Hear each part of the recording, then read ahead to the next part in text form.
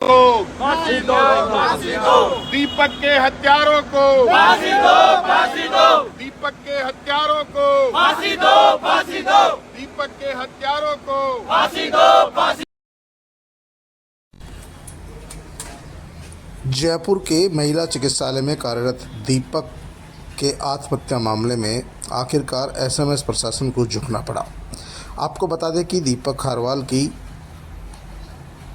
कल यानी कि शुक्रवार के दिन उसने आत्महत्या कर ली थी। बताया जा रहा है कि वह संविधा पर कार्यरत था। पिछले 3.5 साल से जयपुर के महिला चिकित्सालय में आईसीयू में कार्यरत था, लेकिन अभी हाल ही में एसएमएस प्रशासन ने कई चिकित्सा कर्मियों को हटा दिया, जिसके विरोध में करीब 300 नर्सिंग कर्मी पिछले कई दिनों से धरना प्रदर्शन कर रहे थे, लेकिन उन मांगों पर प्रशासन सुनवाई नहीं कर रहा था। उनके साथियों ने बताया कि दीपक काफ़ी परेशान था। उसके 4 बहनें थी, पिता का साया पहले ही उठ चुका था, घर में माँ, पत्नी और 2 बच्चे। लेकिन जब नौकरी चली जाती है तो आदमी के पर परेशानियाँ भी बढ़ जाती है। कहीं न कहीं दबाव में दीपक ने सुसाइड कर लिया। सुसाइड करने के बाद नर्सिंग कर्मियों ने हंगामा कर दिया। उसके बाद प्रताप सिंह खाचरियावास, पूर्व मंत्री पहुँचे, हनुमान बेनीवाल पहुँचे, रफ़ीक खान पहुँचे, अमीन खान पहुँचे, अभिमन्यु पूनिया पहुँचे। तमाम लोगों ने वहाँ विरोध प्रदर्शन किया और सरकार से दीपक की परिजनों को आर्थिक मदद और उसकी धर्मपत्नी को संविधा पर नौकरी देने की मांग की, लेकिन सरकार ने बात नहीं सुनी। आखिरकार हनुमान बेनीवाल और प्रताप सिंह खाचरियावास ने प्रशासन को चेतावनी दी कि दीपक की आत्महत्या के मामले में सरकार को संवेदनशील होना चाहिए और उसकी मांगों पर त्वरित कार्रवाई करते हुए उनके परिजनों को।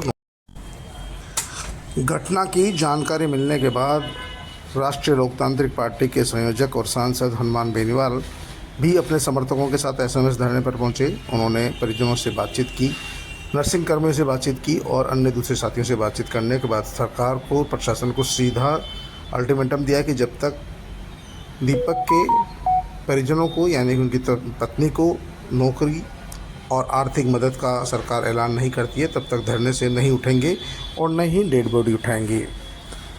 एक बार की तो जिला प्रशासन ने इनकार कर दिया, लेकिन बढ़ते दबाव के चलते अभी हाल ही में दीपक की पत्नी को संविदा पर नौकरी और कुछ पैसों की आखिरकार एसएमएस प्रशासन को हनुमान बेनीवाल के दबाव के आगे झुकना पड़ा और दीपक की पत्नी को संविदा पर नौकरी, बच्चों को पालनहार योजना में लाभ और आर्थिक मदद का भी भरोसा दिलाया। वहीं हनुमान बेनीवाल ने पार्टी की तरफ से 5 लाख रुपए की मदद की।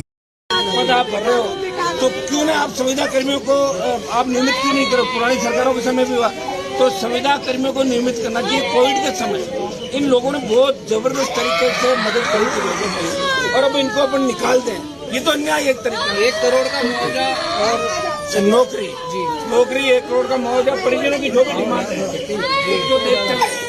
राष्ट्रीय लोकतांत्रिक पार्टी इस आंदोलन में परिजनों के साथ है। अगर जोर जबरदस्ती की गई तो राजस्थान को जाम कर देगा।